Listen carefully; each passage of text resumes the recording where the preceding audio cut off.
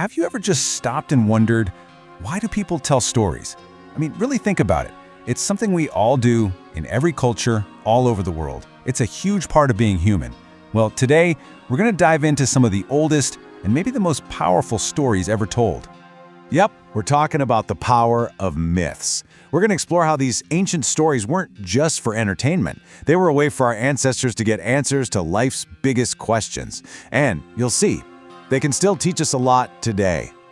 So, here's what we've got on the menu today. First, we'll figure out what myths actually are. Then, we'll see how they explain the world and life and death. We'll meet some awesome heroes and scary monsters, check out a few stories with a lesson, and wrap it all up by looking at why these myths still matter. Sound good? Let's go. All right, first up, what are myths? Let's get this straight, because they're way more than just old stories people made up. So here's the deal. A myth is a traditional story from a certain culture, right? And it usually has gods or maybe some really brave heroes. But the key thing is its job. Its purpose is to explain something big, maybe a belief the culture shares, or a natural event like a thunderstorm, or even the history of how their people got started. See, that's the most important thing to remember. Myths have a purpose. For ancient people, these stories were their way of making sense of a confusing world. You could almost say they were their first science, or their first philosophy. They were the original way to answer those huge questions like, where did we come from? Why is there thunder? Or how should I live my life? Okay, so let's dig a little deeper into that idea. How myths were kind of like the first science, helping people figure out the world around them. Okay, this is a perfect example.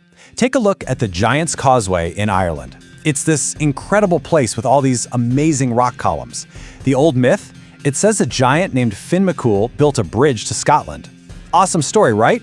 But the scientific explanation is that a volcano created these shapes millions of years ago. Now, this doesn't mean the myth is wrong. It was just their way of explaining something amazing before they had modern geology. And it wasn't just landscapes. All over the world, cultures created gods to explain nature. For the Norse, when a storm hit, that was the mighty god Thor up there, riding his chariot and smashing his hammer. That's thunder and lightning. For the Aztecs, the stars in the night sky, that was the beautiful goddess Sitlaque. And for the Egyptians, the very ground they walked on was a god named Geb. But myths didn't stop with explaining things like thunder and stars. Nope. They also tackled the biggest, scariest questions of all, like what happens to us after we die? The ancient Egyptians had this whole incredible system worked out. They believed your soul went on a journey. You'd meet the god Anubis, who had the head of a jackal, and he would take your heart and weigh it against a single light feather. If your heart was light, meaning you were a good person, you got to go to paradise. But if it was heavy with bad deeds, well, let's just say it was game over. But not every culture saw the afterlife the same way. Check this out. In Egypt, Anubis was more like a guide, helping good people get to a better place. But for the Greeks, their god of the underworld, Hades, was more of a stern ruler. He was in charge of a shadowy kingdom, and his main job was to punish the bad guys. It just goes to show you how different cultures thought about what happens after death. And you know, some myths weren't so focused on what happens after you die, but more on the cycles of life right here on Earth. Take Lono, a Hawaiian god. He was all about the harvest, the rain, and renewal. His story teaches that every ending is just the start of a new beginning, kind of like how plants die in winter but grow again in spring. All right, now for one of my favorite parts, heroes versus monsters. These are the stories that really get your heart pumping, and they're all about teaching us how to be brave and face the things that scare us. Let's look at the hero Perseus. He gets sent on what is basically a suicide mission.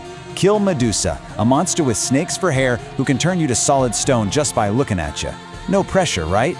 But Perseus is a hero. He gets some help from the gods, a magic sword, a shield, flying sandals, and he figures out a way to beat her without looking directly at her. And on his way back, he even saves a princess. It's the ultimate story of good versus evil. Okay, now it's your turn. Time for a riddle. In Greek mythology, there was this monster called the Sphinx, and she would ask every single person who tried to pass her this one question. Get it wrong, and well, your dinner. Here it is.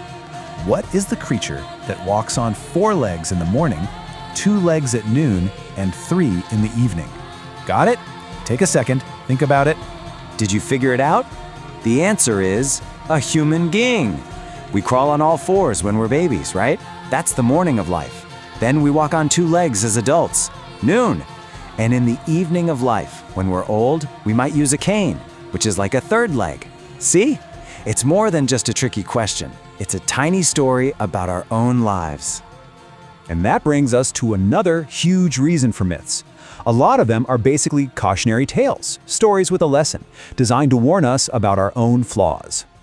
King Midas is probably the most famous one.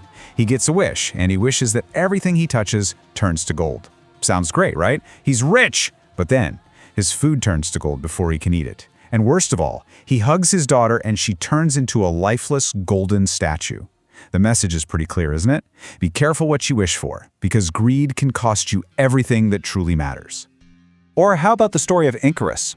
His dad, a genius inventor, makes them wings out of feathers and wax to escape from an island. He gives Icarus one simple rule: don't fly too high, near the sun, and don't fly too low, near the sea. But Icarus gets so excited, so full of himself, he just keeps flying higher and higher. Of course, he gets too close to the sun, the wax melts, and he falls right out of the sky. The lesson here is all about balance. Find the middle way, and don't let pride be your downfall. And of course, there's Pandora. The story goes, the gods give her this beautiful box, but they tell her, whatever you do, don't open it. Well, what do you think she does? Her curiosity gets the better of her, and she opens it. Out flies all the terrible stuff in the world. Sickness, jealousy, sadness, everything bad. But after all that awfulness is out, she looks inside and there's one tiny thing left at the very bottom: hope. So it's a story that tells us, yeah, the world can be a tough place, but there's always, always hope. Okay, so these stories are thousands of years old. Why are we still talking about them? Why do they still matter? Well, the truth is, myths never really went away. They're all around us, even today. I mean, just think about it for a second. The Norse god Thor, he's one of the biggest movie superheroes on the planet. The day of the week, Thursday, that literally means Thor's Day. That scary monster Medusa, her face is now a famous logo and a symbol of protection. And we're still telling stories about King Arthur and his knights. See? These myths aren't dead at all. They've just found new ways to live on. And that really brings us to the final and maybe most important point.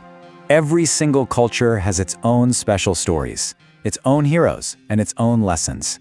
So my question for you is, what are the stories that your culture tells? The ones that explain your world and teach you how to live? Because that's what myths do. They show us that no matter who we are or where we come from, we're all trying to answer the same big questions.